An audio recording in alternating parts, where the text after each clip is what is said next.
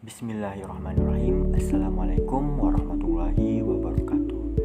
Di sini saya akan menjelaskan sedikit tentang bagaimana pajak dalam perspektif Islam. Sebelumnya, perkenalkan, saya Junaidi dengan NIM F18191, salah satu mahasiswa Universitas Juanda Bogor, Fakultas Ekonomi Islam, jurusan Perbankan Syariah. Pajak secara garis besar. Pajak merupakan perpindahan sebagian harta kekayaan masyarakat ke kas negara atau state dalam rangka pembiayaan penyelenggaraan negara yang bersifat umum karena adanya keadaan kejadian khusus yang menuntut adanya partisipasi masyarakat secara langsung, dan penguatan ini bukan merupakan suatu hukuman akan tetapi semata-mata bentuk ketaatan masyarakat terhadap pemerintah selaku pemegang kekuasaan. Di Indonesia sendiri, dasar pemungutan pajak ada dalam Undang-Undang Dasar 1945, tercantum di pasal 23 ayat 2, yaitu pemungutan pajak dan pungutan lainnya harus berdasarkan undang-undang. Pajak merupakan peralihan kekayaan dari sektor swasta ke sektor pemerintah untuk membiayai pengeluaran negara tanpa ada jasa timbang tegang prestasi yang langsung ditunjuk.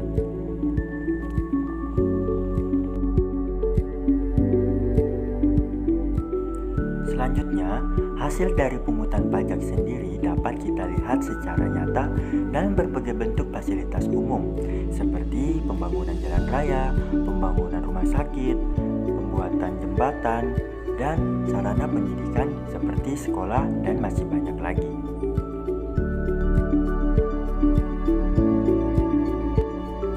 Pajak dalam Islam.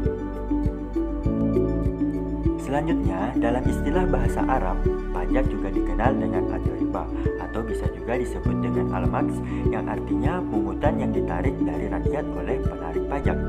Kemudian di sini ada beberapa pendapat. Yang pertama, Imam Al-Ghazali dan Imam Al-Juwaini, pajak adalah apa yang diwajibkan oleh penguasa dalam pemerintahan muslim kepada orang-orang kaya dengan menarik dari mereka apa yang dipandang dapat mencukupi kebutuhan negara dan masyarakat secara umum ketika tidak ada kas di dalam Baitul Mal. Abdul Qadim Zalum juga berpendapat bahwa pajak adalah harta yang diwajibkan Allah Subhanahu wa Ta'ala kepada kaum muslim untuk membiayai berbagai kebutuhan dan pos-pos pengeluaran yang memang diwajibkan atas mereka pada kondisi Baitul Mal tidak ada uang atau harta.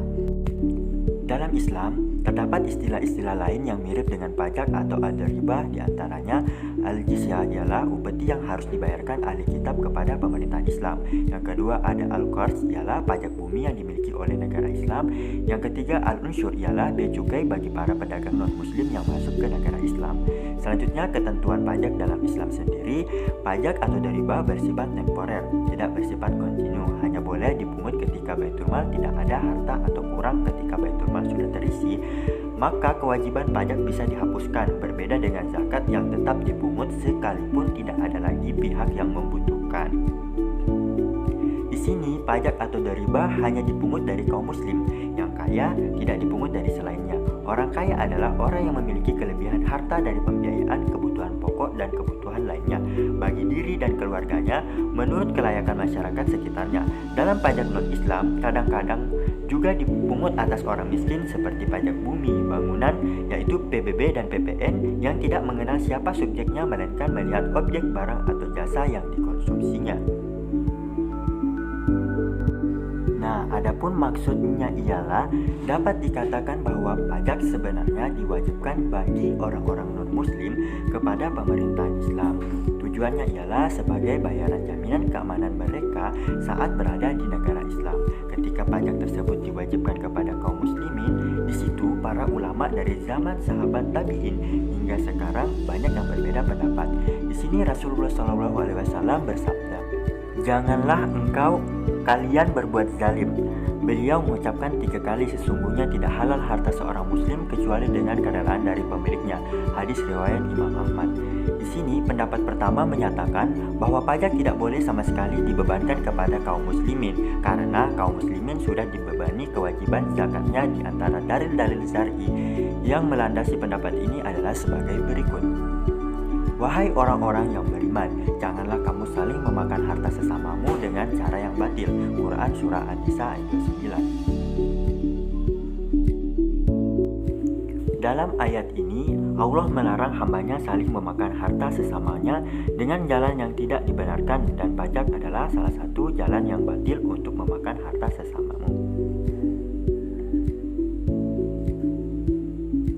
Dari beberapa dalil di atas, banyak para ulama yang menggolongkan pajak yang dibebankan para kaum muslimin secara zalim dan semena-mena sebagai perbuatan dosa besar, seperti yang dinyatakan oleh Imam Ibnu Hams di dalam Martib Al-Ijma, Imam Azhabi di dalam bukunya Al-Kabair, Syekh Siddiq Hasan Khan di dalam Ar-Raw An-Nadiyah.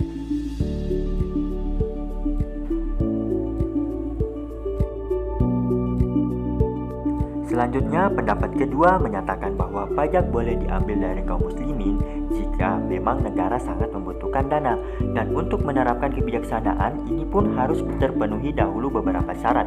Di antaranya, para ulama yang membolehkan pemerintahan Islam mengambil pajak dari kaum muslimin di antara dalil-dalil syar'i yang melandasi pendapat ini adalah sebagai berikut.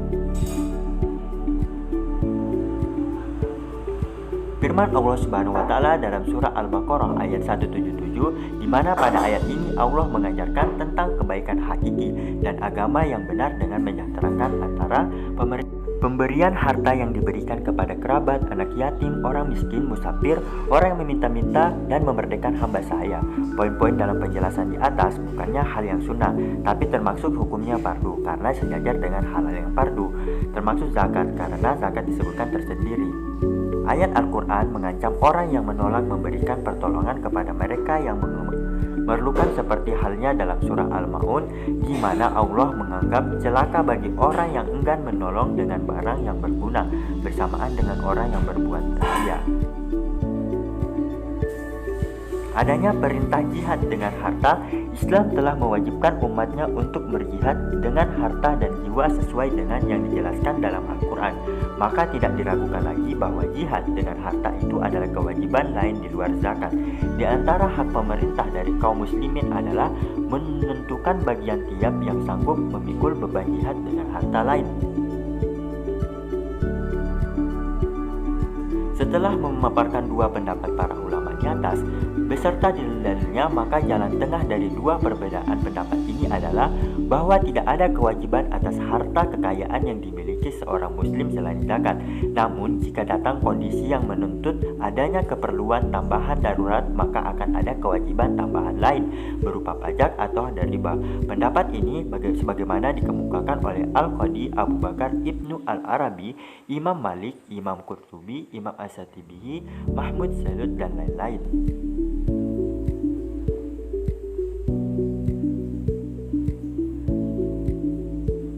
Alasan utama diperbolehkannya memungut pajak menurut para ulama di atas ialah untuk mewujudkan kemaslahatan umat dan pemerintah tidak mampu mencakupi atau membiayai berbagai pengeluaran tersebut. Kalaupun pemerintah tidak ada biaya, maka akan timbul kemudaratan sebagaimana kaidah usul fikih ma la yatimu ala wajibu ila bihi fahuwa wajibun. Suatu kewajiban jika tidak sempurna kecuali dengan sesuatu, maka sesuatu itu hukumnya wajib.